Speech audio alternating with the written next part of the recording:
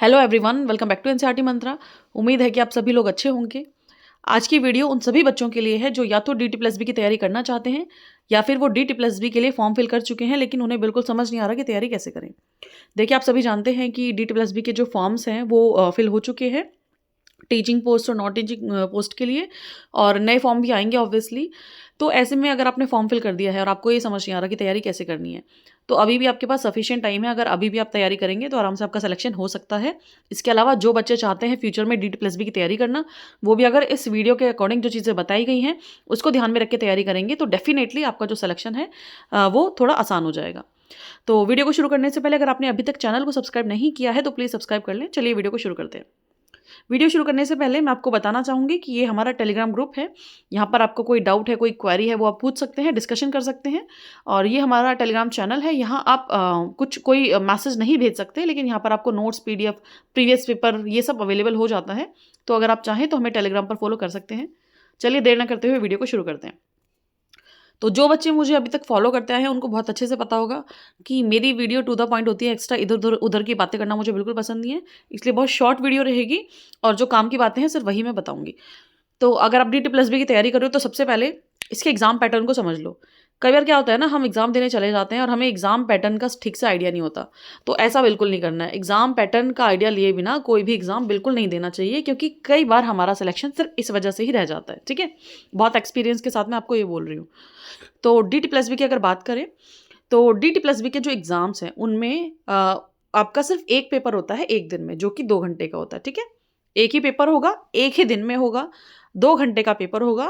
और कितने नंबर का होगा? टोटल 200 नंबर का पेपर होगा और 200 ही क्वेश्चन आएंगे। मतलब एक क्वेश्चन आपका 1 नंबर का होता है। ठीक है, अगर मैं इन शॉर्ट बोलूं तो DT+B में आपका एक पेपर होता है जिसके 2 पार्ट होते हैं। ठीक है, पेपर एक ही होगा एक दिन में, 2 घंटे का। उसके 2 पार्ट होंगे, पार्ट 1 जिसको सेक्शन ए भी बोलते हैं और पार्ट 2 जिसको सेक्शन बी भी बोला जाता है। पार्ट ए भी आपका 100 मार्क्स का रहेगा, पार्ट बी भी आपका 100 मार्क्स का रहेगा। टोटल हो गए 200 नंबर। तो एग्जाम पैटर्न में 200 क्वेश्चन आते हैं 200 नंबर के। अब कौन कौन सी चीज़ें आती हैं पेपर में ये देख लो। तो जो आपका पेपर 1 है जिसको हम सेक्शन ए कहते हैं, जो कि 100 मार्क्स का होता है, इसमें आपकी 5 चीज़ें कवर की जाती हैं। ठीक है, इसमें आपकी टोटल 5 चीज़ें कवर की जाती हैं। और मैं आपको ये भी बताऊंगी कि आप कैसे इन सभी सेक्शंस की तैयारी करेंगे, कहाँ से तैयारी करेंगे। बिल्कुल ऑथेंटिक बुक्स में बताऊंगी, जहाँ से मैंने खुद पढ़ा था, जहाँ से बाकी बच्चों को मैं पढ़ने का सजेशन देती हूँ। और बहुत सारे ऐसे बच्चे हैं जिनका सिलेक्शन भी हुआ है ये सब करने के बाद। तो सेक्शन ए या पार्ट 1 की अगर हम बात करें तो सबसे पहला जनरल अवेयरनेस इसमें आती है, जिसको हम GK GS भी बोलते हैं। आगे आगे डिटेल में मैं आपको बताऊंगी कि इसमें क्या क्या पूछा जाता है। दूसरा general intelligence and reasoning ability इसमें पूछी जाती है। तीसरा मैथ्स इसमें आता है, जिसको अर्थमेटिकल एंड न्यूमेरिकल एबिलिटी बोला जाता है। चौथा इसमें हिंदी आता है और इंग्लिश। तो हर एक पार्ट, ये जो 5 आपको दिए गए हैं, 20 नंबर का ईच पार्ट आता है। मतलब 20 नंबर के GS के क्वेश्चन होंगे, 20 नंबर की रीजनिंग, 20 का मैथ्स, 20 की हिंदी, 20 की इंग्लिश। तो टोटल हो गए 100 क्वेश्चन 100 मार्क्स के। ठीक है, ये तो बात की हमने सेक्शन ए की। अगर हम सेक्शन बी की बात करें तो सेक्शन बी में भी आपके 100 क्वेश्चन आते हैं। ठीक है, 100 क्वेश्चन आएंगे 100 मार्क्स के। लेकिन सेक्शन बी में पूरा का पूरा आपके जो क्वेश्चन है वो आते हैं सब्जेक्ट कंसर्न से। इट मीन्स अगर आप TGT मैथ्स बनना चाहते हैं तो सेक्शन बी में 100 के 100 क्वेश्चन आएंगे मैथ्स के। अगर आप TGT साइंस बनना चाहते हैं तो 100 के 100 क्वेश्चन आएंगे मैथ्स साइंस के। SST बनना चाहते हैं तो SST के आएंगे। प्राइमरी की तैयारी कर रहे हैं तो पेडागोजी आएगी 100 मार्क्स की। ठीक है, और यहाँ पर मैं आपको एक और चीज़ बता दूँ, बहुत सारे बच्चों को कन्फ्यूज़न रहती है कि ये जो सेक्शन बी है इसमें 90 क्वेश्चन तो आएंगे आपके सब्जेक्ट कंसर्न से। ठीक है, जो कि आपका मेन सब्जेक्ट होगा। और 10 नंबर की आती है सब्जेक्ट रिलेटेड पेडागोजी। ठीक है, और पेडागोजी की तैयारी कहाँ से करेंगे ये भी मैं आपको अच्छे से बताऊंगी। तो ये है आपका मोटा मोटा सब्जेक्ट पैटर्न कि 2 सेक्शंस हैं, सेक्शन ए में क्या क्या आता है, सेक्शन बी में क्या क्या आता है। ये आपको अच्छे से समझ में आ गया होगा। अब बात करें कि भैया इसमें मिनिमम क्वालिफाइंग क्राइटेरिया भी होता है, लेकिन इसमें थोड़ा सा चेंज आया है जो मैं आपको बताना चाहूँगी। पहले क्या हुआ करता था कि ये जो आपके 2 पेपर थे जिसमें पार्ट 1 है और पार्ट 2 है, पहले इन दोनों को अलग अलग क्वालिफाई करना मैंडेटरी था। मतलब पार्ट 1 को भी अलग से क्वालिफाई करना पड़ता था, पार्ट 2 को भी अलग से क्वालिफाई करना पड़ता था। और सिलेक्शन के लिए कम से कम दोनों पार्ट मिनिमम मार्क्स के साथ क्वालिफाई करने ज़रूरी थे। इसी वजह से बहुत सारी पोस्ट कोड ऐसी थी जिनकी सारी सीट्स फिल नहीं हो पाती थी, क्योंकि बच्चे कई बार एग्जाम को क्वालिफाई ही नहीं कर पाते थे, मिनिमम मार्क्स ला ही नहीं पाते थे। और ऐसे में पहले क्या हुआ करता था कि अगर पार्ट 2 में आपके 90 नंबर मार्क्स भी आ गए और पार्ट 1 अगर आप क्वालिफाई नहीं कर रहे तो आपका सिलेक्शन नहीं होता था। तो अब DT+B में एक बहुत बड़ा चेंज ये किया गया है कि अब पार्ट 1 को क्वालिफाई करना मैंडेटरी नहीं है, सिर्फ पार्ट 2 को ही क्वालिफाई करना मैंडेटरी है। मतलब पार्ट 1 जिसमें आपका GS, maths, Hindi, English, reasoning पूछी जाती थी, जो कि कुछ बच्चों को थोड़ा सा टफ भी लगता था, अब इसे क्वालिफाई करने की जो अनिवार्यता थी वो खत्म कर दी गई है। अब पार्ट 1 को क्वालिफाई करना मैंडेटरी नहीं है, लेकिन फिर भी आप ज्यादा से ज्यादा मार्क्स लाने की कोशिश करें, क्योंकि मेरिट में आपका नाम तभी आएगा जब आपके मार्क्स ज्यादा होंगे। और मेरिट के लिए दोनों ही जो पार्ट्स हैं उनके मार्क्स लगेंगे, लेकिन पार्ट 1 अब क्वालिफाइंग नेचर का नहीं है। पार्ट 2 जिसमें आपका सब्जेक्ट कंसेंट पूछा जाता है, इसको मिनिमम मार्क्स के साथ क्वालिफाई करना आज भी मैंडेटरी है। मतलब पार्ट, जैसे हम जानते हैं जो बच्चे एसएससी की तैयारी करते हैं उनका अक्सर जो पार्ट 1 होता है जिसमें मैथ्स, इंग्लिश ये सब पूछा जाता है, वो बहुत स्ट्रांग होता है।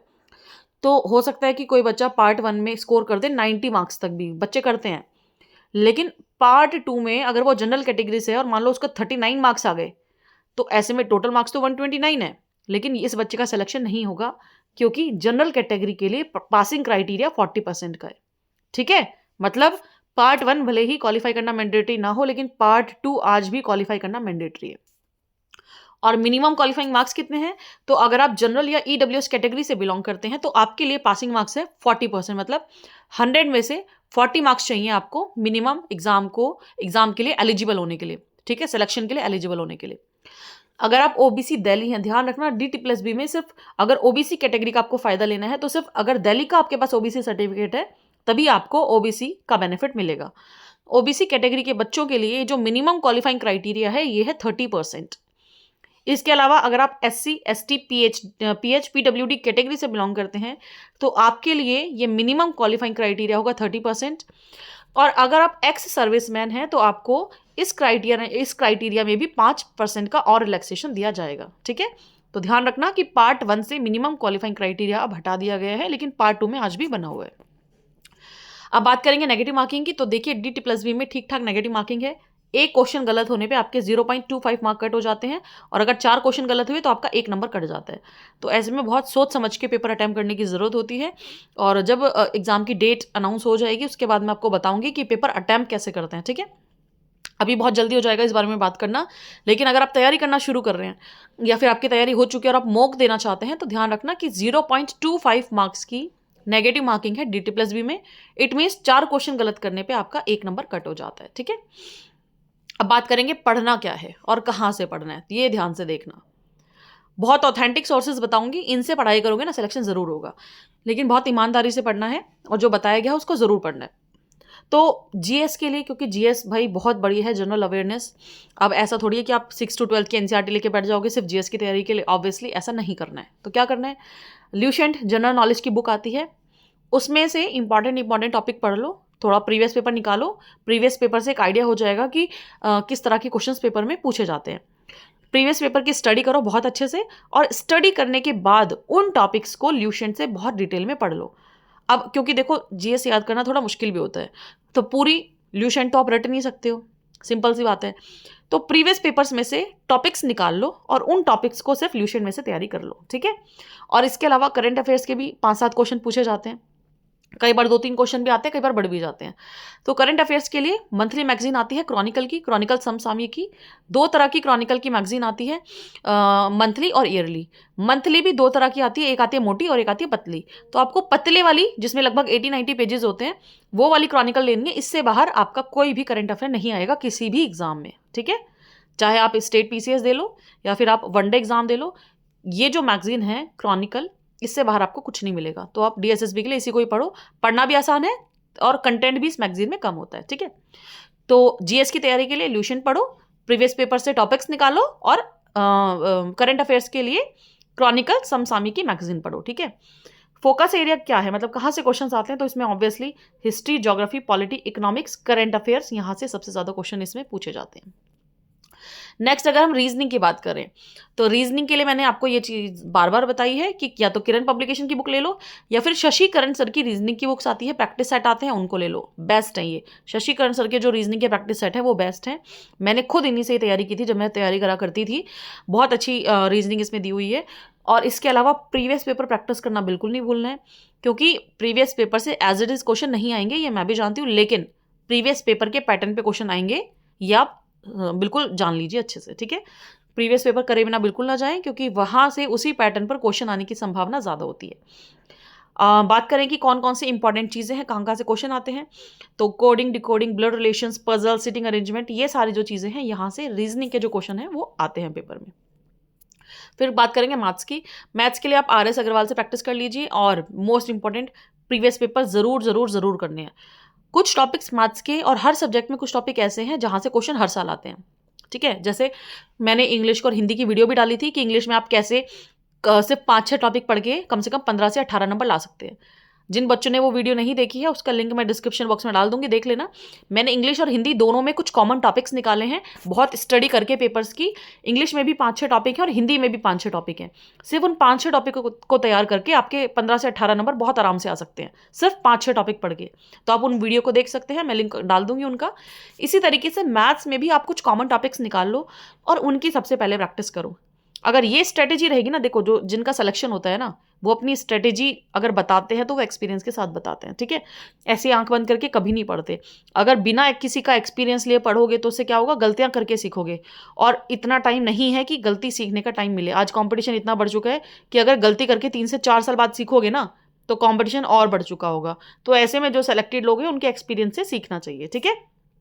तो प्रीवियस पेपर से कुछ इंपॉर्टेंट टॉपिक्स निकाल लो जो पेपर में आते हैं, सबसे पहले उनकी प्रैक्टिस करो। अगर मैथ्स वीक भी है ना तो सबसे पहले उनकी प्रैक्टिस करो, उनकी प्रैक्टिस हो जाए उसके बाद पूरा सिलेबस कवर करने की कोशिश करना। नेक्स्ट है English language and comprehension. English में नीतू सिंह की बुक आती है जो कि केडी कैंपस की है, फ्रॉम प्लिंथ टू पैरामाउंट। बहुत अच्छी बुक है, हर तरीके से इससे तैयारी करो, बहुत अच्छी बुक है।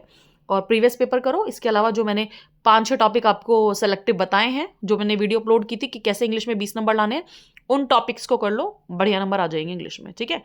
और की एरियाज कौन से हैं इंग्लिश में जो आपको कवर करने हैं, तो ऑब्वियसली ग्रामर रूल्स हैं, स्पॉटिंग एरर्स हैं, सेंटेंस इंप्रूवमेंट पेपर में पूछी जाती है। इसके अलावा synonym, antonym, idiom, phrases, reading comprehension, ये कुछ टॉपिक्स हैं सेलेक्टिव जहाँ से क्वेश्चन आते जाते हैं। हिंदी में आदित्य पब्लिकेशन की व्हाइट कलर की बुक आती है, ठीक है। आदित्य पब्लिकेशन की व्हाइट कलर की बुक आती है जिसमें प्रीवियस पेपर्स दिए गए हैं, तो उस बुक से कर लो तैयारी, वहाँ से रिपीटेशन के चांस बहुत ज़्यादा होते हैं। और ऑब्वियसली हिंदी में भी सेम वही जो बाकी सब्जेक्ट में बताया है कि प्रीवियस पेपर ज़रूर ज़रूर करो, ठीक है। प्रीवियस पेपर छोड़ के बिल्कुल नहीं जाने हैं, और आदित्य पब्लिकेशन से आपको बहुत आइडिया हो जाएगा और आराम से आप क्वेश्चंस कर भी पाएंगे, और इतना ज़्यादा कंटेंट भी नहीं है और आसान भी है। तो आदित्य पब्लिकेशन से प्रैक्टिस कर लो, चाहो तो हरदेव बाहरी से पढ़ लो, लेकिन आदित्य पब्लिकेशन थोड़ा सा ईजी वे में है। लेकिन ध्यान रखना कि एरर्स जो गलतियाँ हैं उनको आप पकड़ सको, ठीक है। कुछ गलतियाँ भी हैं इस बुक में। फोकस एरिया कौन से हैं, तो संधि, समास, अलंकार, और इसके अलावा विलोम शब्द मतलब सिनोनिम, एंटोनिम, मुहावरे, ये सब पूछा जाता है हिंदी में, ठीक है। विलोम शब्द बोलते हैं, समानार्थी शब्द और विलोम शब्द सिनोनिम, एंटोनिम को हिंदी में बोलते हैं। अब ये तो मैंने करी जनरल पार्ट की बात, जिसको हम पार्ट ए बोलते हैं। अगर हम सेक्शन बी की बात करें तो आप जानते हैं कि हर सब्जेक्ट में सेक्शन बी में ऑब्वियसली उसी सब्जेक्ट के क्वेश्चन पूछे जाते हैं। जैसे English, Hindi, math, SST, science या कोई और भी सब्जेक्ट है तो उसी सब्जेक्ट के क्वेश्चन पार्ट बी में पूछे जाएंगे। तो एक वीडियो में सारे सब्जेक्ट्स को कवर करना ऑब्वियसली पॉसिबल नहीं है, तो मैं आपको अलग से उनकी वीडियो प्रोवाइड करवा दूंगी कि कैसे आप सब्जेक्ट कंसर्न की तैयारी कर सकते हो। जो 100 मार्क्स पार्ट 2 के हैं उनकी तैयारी कैसे करोगे, उसके लिए भी मैं आपको बुक्स और सोर्सेज बता दूंगी। बिल्कुल निश्चिंत होकर यहाँ से पढ़ो, सिलेक्शन ज़रूर होगा। और जिन बच्चों का सिलेक्शन होता है ना, उनकी स्ट्रेटेजी यही होती है, क्योंकि मेरा हो चुका है इसलिए मैं आपको बता रही हूँ। तो ये थी आज की वीडियो। अगर आज की वीडियो आपको अच्छी लगी हो तो प्लीज़ वीडियो को लाइक करें, शेयर करें, कमेंट करें। साथ ही इस तरह की और वीडियोज़ के लिए चैनल को सब्सक्राइब करना ना भूलें। Thank you so much.